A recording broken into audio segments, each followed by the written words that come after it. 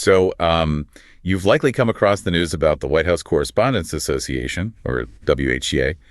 They reportedly canceled comedian Amber Ruffin from their upcoming dinner. Yeah, and this happened right after some criticism came out from Taylor Budowich, who used to be Trump's deputy chief of staff. He wasn't happy about some of Ruffin's past jokes about Donald Trump. Right. It's worth understanding, what this dinner usually is. Definitely. It's this annual thing. Mostly White House journalists, politicians sometimes show up, and there's usually a comedian.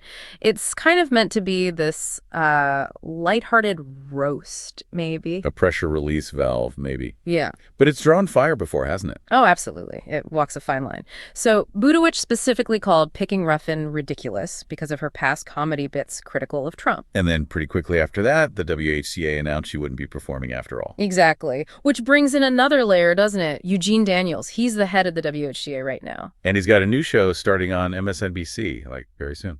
Right. So The timing.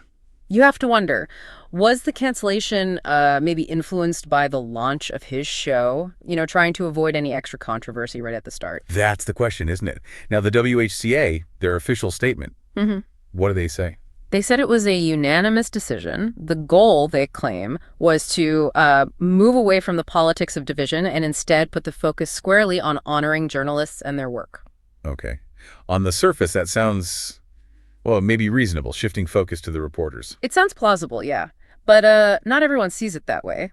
There's a counter-argument, a pretty strong one, from a YouTube source, The Ring of Fire. Ah, okay. And what's their take? They frame it very differently, not as a principled stand, but basically as cowardice. They see it as the WHCA caving to political pressure from Budowich. So they directly connect Budowich's criticism to the cancellation. Directly. They point to his ridiculous comment and then the WHCA backing down. The language they use is really strong, suggesting the association just folded under pressure. It highlights this tension, between the media needing access and maybe feeling pressure from political figures.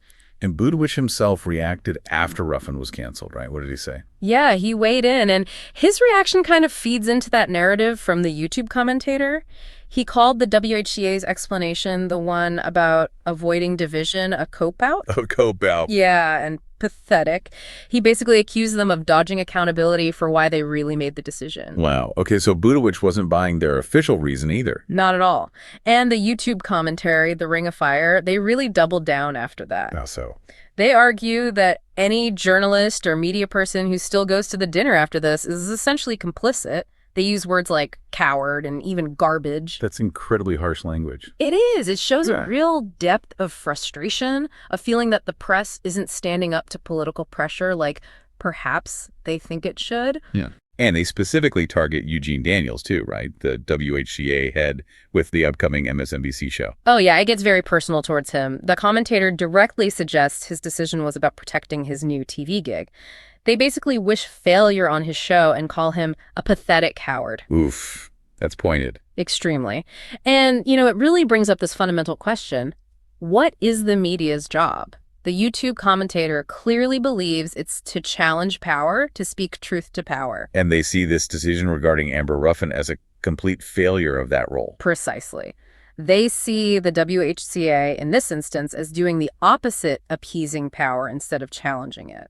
So it leaves us with a pretty big question, doesn't it? Yeah. Especially now, things are so polarized. How do journalistic organizations handle this kind of thing? Balancing access, featuring different voices, even critical ones. Exactly. Where is the line? How do you navigate political pressure without compromising your independence or seeming to buckle? It's definitely something to think about regarding media accountability today.